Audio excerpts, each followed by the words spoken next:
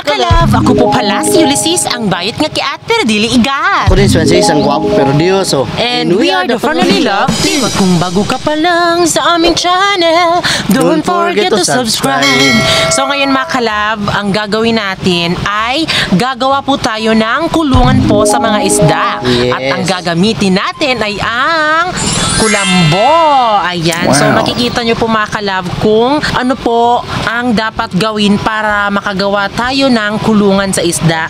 At syempre, si Francis po yung gagawa. Ako yung maglagay ng lagayan ng mga isda mga kalab. Yes, so ito ba kabali mga kalab, kapag nakagawa na kami ng kulungan ng isda, ang ilalagay po na isda ay mga similya po. Oh. Ayan, dito sa amin pwede bangus, pwede tilapia, basta mga similya pa. Kasi sinadya namin mga kalab para mas madali namin ma-monitor kung lumaki na ba yung mga isda namin na nilalagay. Kaya ikukulong mo namin siya sa kulambo, Binot. Yes, para malaman namin mga kalab or malaki na ba or maliit pa. Yes. Kapag malaki na ay pwede na tong kunin. Yes. Para yung mga lumalaki na mga isda ay pwede nang mag-isiglanguya na po kahit saan sila pupunta basta dito lang sa aming fish pan. Yes. Pero bago natin to ilagay Ay kukuha muna tayo ng kahoy para lalagyan ng mga itutusok natin sa para magsilbing bako din mga kalab. Yes. So ayan mga kalab, punta na po tayo para manguha ng kahoy.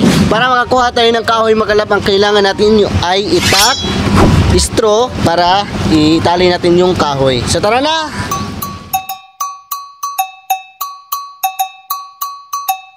Sa bandang dito mga kalab ay ito yung sa likod kibali namin mga kalab na fish pond. So meron pong kabilang fish pond dyan. So sa kapitbahay po namin yan. At syempre ito yung kukunin natin ng mga kahoy mga kalab para gagamitin natin sa panghaligi mga kalab sa sa kulungan ng isda.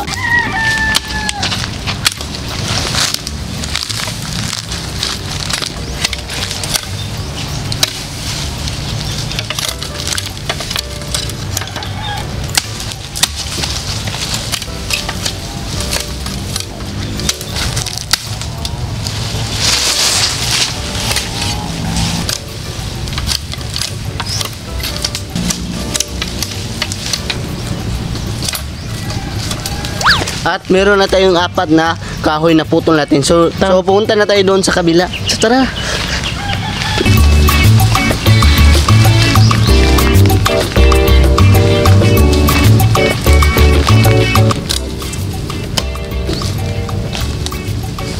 So yan mga kalab, disclaimer po. Ito pong mga kahoy dito mga kalab ay tinanim po sa papa ni Francis. Gamit na gamit kasi ang kahoy dito sa amin mga kalab, lalong-lalo na kapag gumagawa kami ng bakod. Ayan, din syempre ito ay kinukuha rin talaga namin para hindi siya humarang ho sa fish pan namin. Kasi kapag tuwing gabi kasi nagpa-flashlight kami, kapag merong ganito mga kalab sa fish pan namin, is hindi namin agad-agad makikita kung sino yung pumupunta dito sa aming mga fish pan, kung sino yung kumukuha ng aming mga alaga. So meron kaming dito kahoy, so pinuputol ho talaga namin. So yung pinuputol lang naman namin, hindi naman talaga po mismong ugat talaga. Pinuputol ho namin siya para hindi ho humarang sa aming fish pan. Ito, napapakinabangan din naman namin yung kahoy na pinuputol namin dahil yun nga, yung iba binabakod namin sa aming bahay. And then, sa ngayon ay gagawa din kami ng kulungan ng mga isda.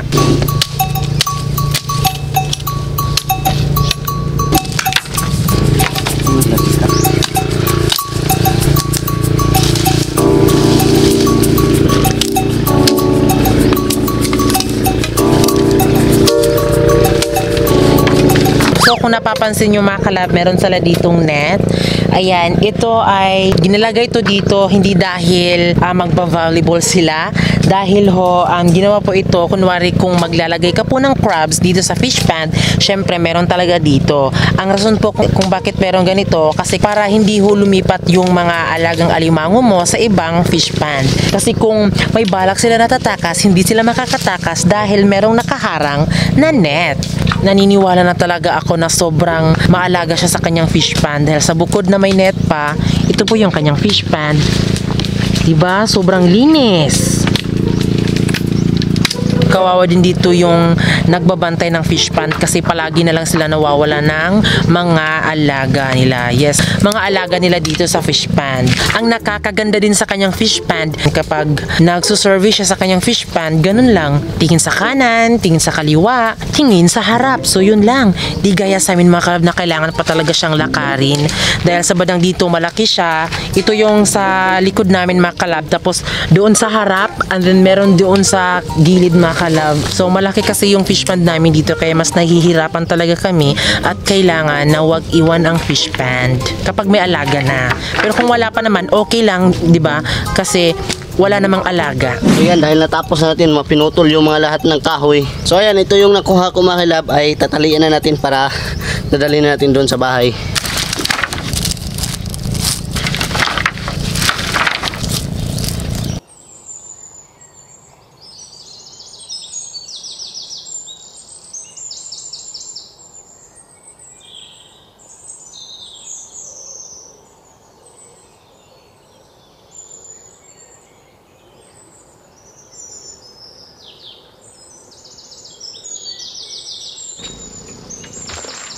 Simulan natin makalab ng paggawa ng kulungan ng isda natin makalab. So tara na. So dito tayo magsisimula oh.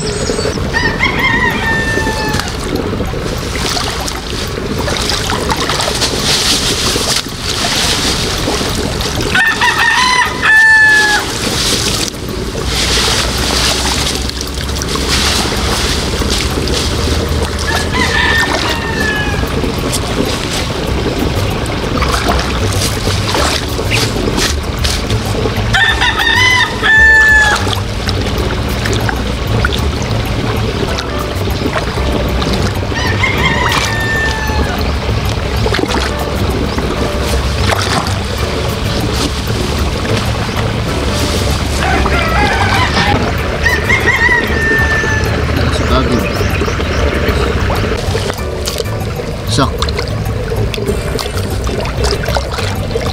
No, kaklik na mububog eh.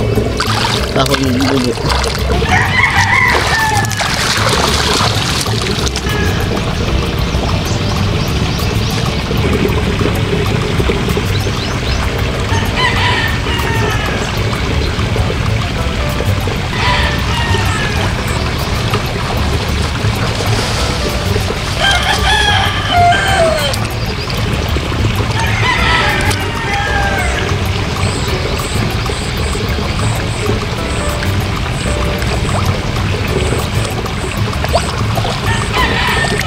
So ang ginagawa po ni Francis ngayon ay hinuhukay niyo po yung lupa para ho ilagay ho itong kahoy doon para gawing bakod. Kumuha po si Francis ng nylon para ho talian ho ang kulambo. So ayan.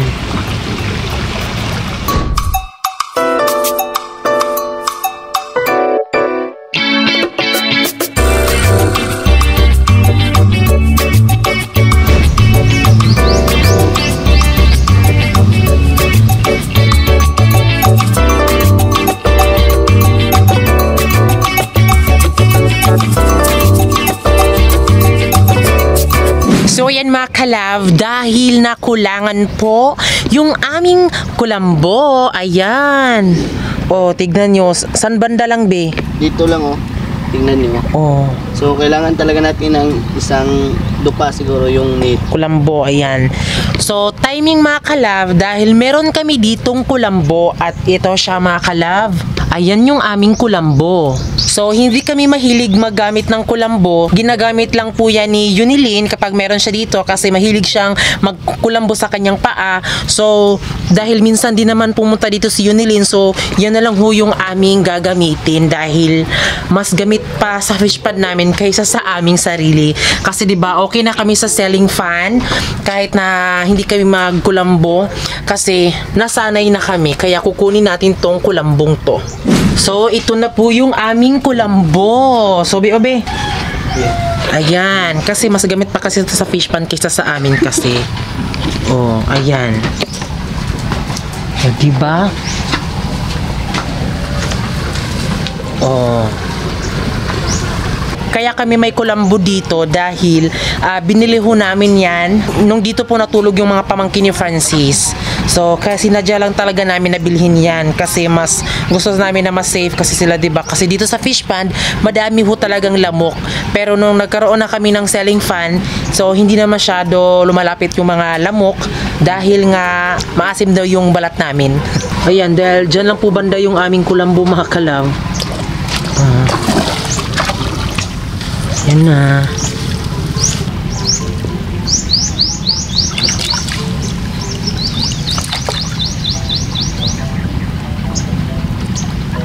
Saktong-sakto na.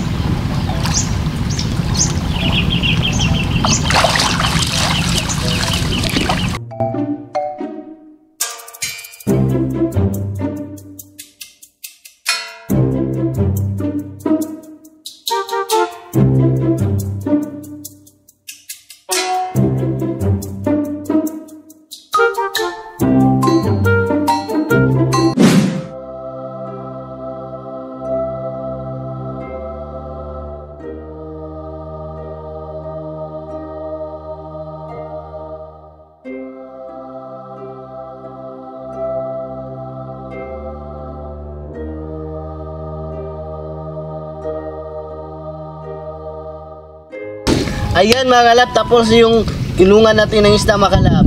So ito na yung itsura, o tignan nyo, napakaganda kahit maliit.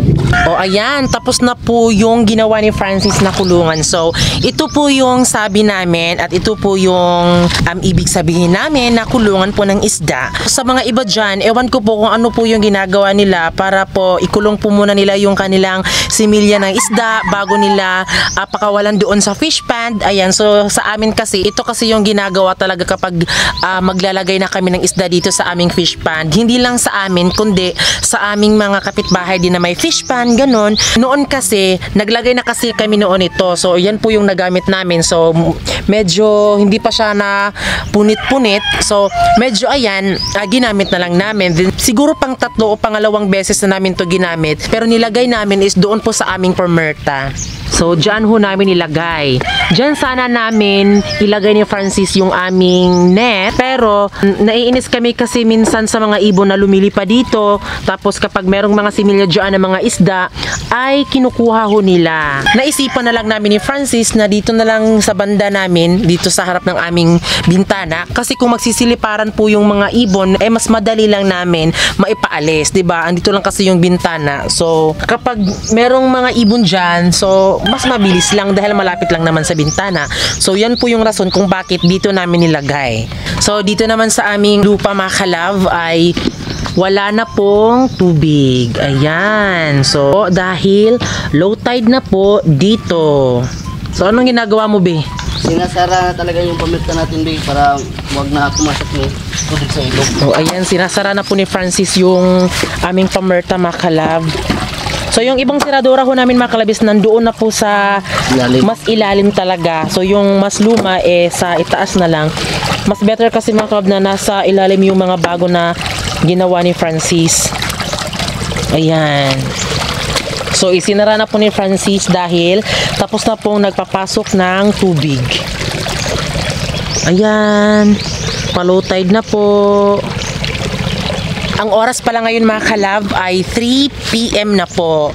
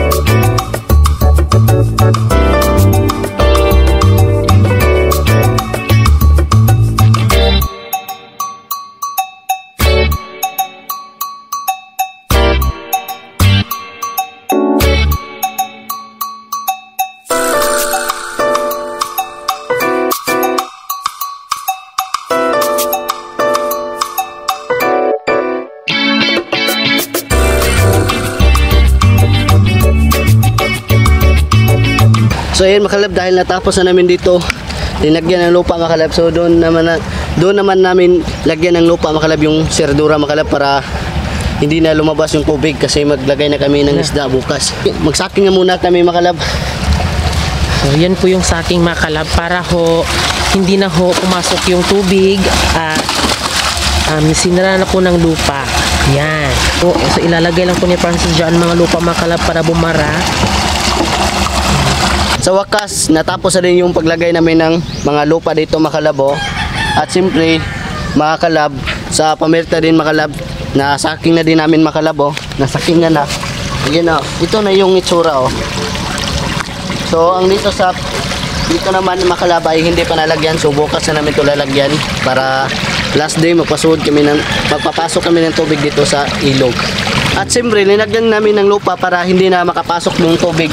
So ngayon, dito tayo kukuha ng lukay para ilagay natin doon sa lalagyan ng isda para hindi mainitan. So dito, ayan. Putulin na natin. Tapos, nilinisin natin kunti para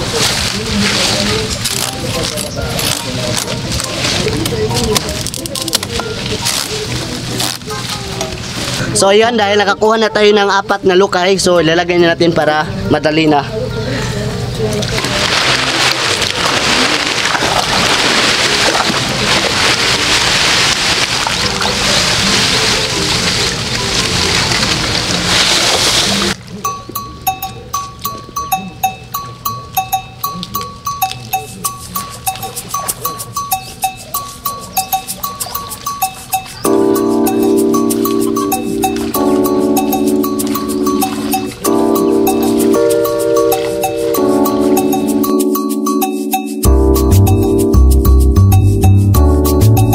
So yan mga kalab, ito na po yung silungan ng mga isda. Ayan, so alam naman ho talaga natin na meron pong saktong pamamaraan kung paano natin palakihin ang ating mga isda. Pero sa amin ho, ay ito po yung proseso namin. Alam din naman natin na meron tayong kanya-kanyang proseso. Yung sa amin ho, ito po yung proseso namin kung paano namin palakihin yung aming mga isda. Kung ano po yung desisyon nyo, nirerespeto ho namin. And then syempre, sana ho, respetuin nyo din po yung desisyon namin kung paano namin ginawa itong aming kulungan ng isda. Ito po yung proseso namin para ho mas lumaki yung aming isda at para mas maganahan ang aming isda dahil nakasanayan na namin to na ito talaga yung ginagawa namin kapag naglalagay kami ng isda. Oh, ayan. So ayan mga kalab, thank you po sa panonood ng aming fish pond serye. Dahil nanood ho kayo sa ating mga solid kalab fans dyan, like and share po para mas dumami tayo ating mga kalab fans. Ayan, din syempre ito na po yung hitsura ng fish pond namin. Ayan, sa mga nakakamiss dyan ng ating fish pond. So ayan, nandito na ho kami. And then syempre sana mas mag-enjoy kayo sa vlog namin. Sana magustuhan nyo ngayon ang vlog namin. Yes. And then syempre mga kalab, see you po sa next vlog namin. And then syempre bago kayo umalis, please don't forget to subscribe our YouTube channel. At kami ang Franuli Love Team na nagsasabing dapat love lang. Undangin na intawan na ang saya ay mong gugma ay kabala ka na ako nga musalo di mo ay kabala ka pwede sud ko ni mong higugmaon kaysa